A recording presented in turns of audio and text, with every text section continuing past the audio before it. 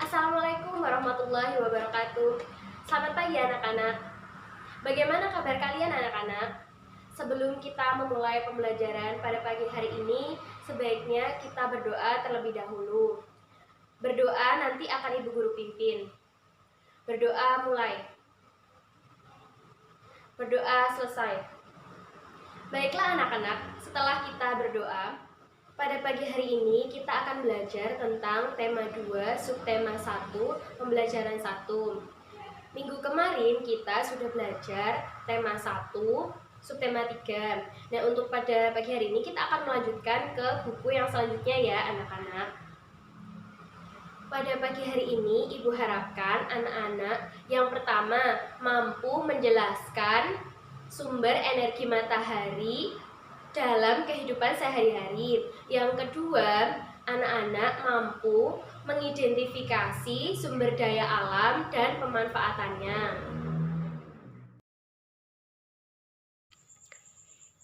Mari kita mulai pembelajaran pada pagi hari ini. Ibu guru akan mulai menjelaskan ya anak-anak. Silahkan disimak dengan baik-baik. Energi sangat penting bagi kehidupan kita. Semua makhluk hidup membutuhkan energi. Tahukah kamu sumber-sumber energi yang ada? Ayo kita pelajari. Matahari memiliki peran yang besar dalam kehidupan karena merupakan sumber energi terbesar di bumi. Panas matahari berpengaruh terhadap aktivitas manusia dan makhluk hidup lainnya di bumi. Coba anak-anak amati gambar yang ada pada video ini. Apa yang sedang mereka lakukan? Nah, sekarang coba anak-anak tebak dan tulis ya. Silahkan ditulis dalam buku ataupun kertas folio. Apa yang diceritakan pada gambar tersebut? Lalu, dapatkah kamu menyebutkan apa saja manfaat matahari bagi keluarga tersebut? Dan yang terakhir, apakah kamu dapat menyebutkan contoh kegiatan lain yang hampir sama di mana memanfaatkan matahari dalam kehidupan sehari-hari? Anak-anak dapat membuka pada buku tematik halaman 2. Di situ terdapat pertanyaan seperti apa yang sudah Ibu Guru sebutkan tadi. Yang selanjutnya, sumber energi apa yang membuat bumi menjadi hangat? Tentunya kita pasti penasaran ya anak-anak, mengapa ya bumi kita menjadi hangat?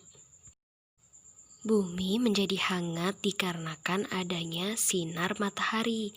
Sinar matahari mampu memberikan panas dan juga cahayanya, sehingga bumi kita menjadi terang dan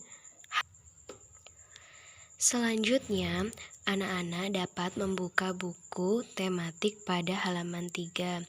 Di situ terdapat langkah-langkah untuk melakukan percobaan ya anak-anak, agar kita lebih tahu dan lebih yakin tentang apa sih sebenarnya manfaat dari matahari itu.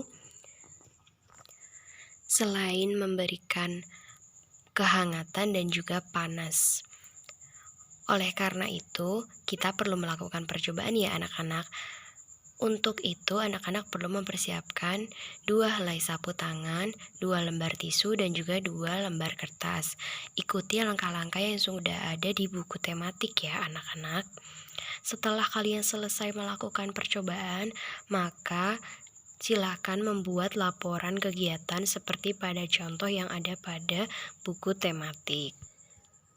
Dapat dilihat contoh pada video ini ya anak-anak, laporan kegiatan percobaan. Silakan dibuat dalam bentuk tabel seperti yang sudah Ibu contohkan pada video ini.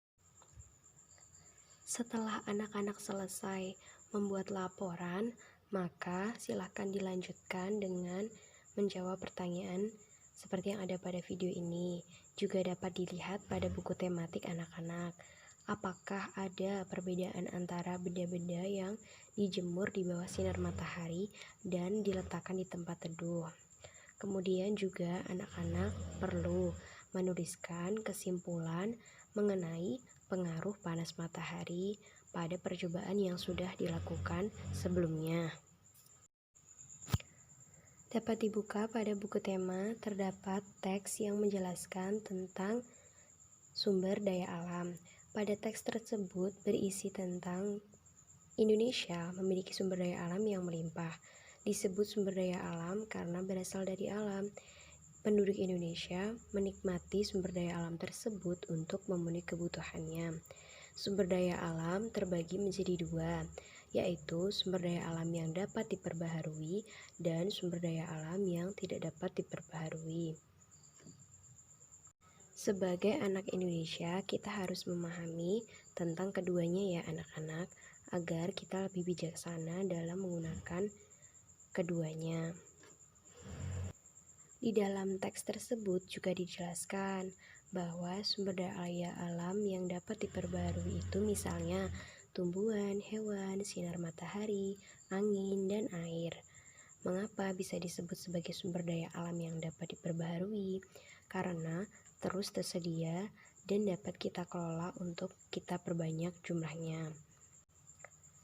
Sedangkan untuk minyak bumi, emas, besi, dan berbagai tambang termasuk ke dalam kelompok sumber daya alam yang tidak dapat diperbaharui. Mengapa demikian? Karena jumlahnya sangat terbatas. Untuk menghasilkan minyak bumi diperlukan waktu yang sangat lama. Oleh sebab itu, kita harus hemat dan lebih bijaksana dalam menggunakan sumber daya alam, terutama sumber daya alam yang tidak dapat diperbaharui ya anak-anak. Sebagai manusia, kita harus menjaga dan melestarikan lingkungan, karena itu sudah menjadi kewajiban kita sebagai makhluk hidup. Adanya sumber daya alam itu mampu memenuhi kebutuhan kita, sehingga kita harus melestarikannya dan menjaganya. Jadi begitu ya anak-anak, Ibu harapkan penjelasan dari Ibu Guru sudah cukup jelas. Pada pembelajaran hari ini kita sudah belajar tentang manfaat sumber energi matahari dan sumber daya alam dengan pemanfaatannya. Demikian penjelasan dari Bu Maya, semoga bermanfaat. Jangan lupa jaga kesehatan dan tetap semangat. Wassalamualaikum warahmatullahi wabarakatuh.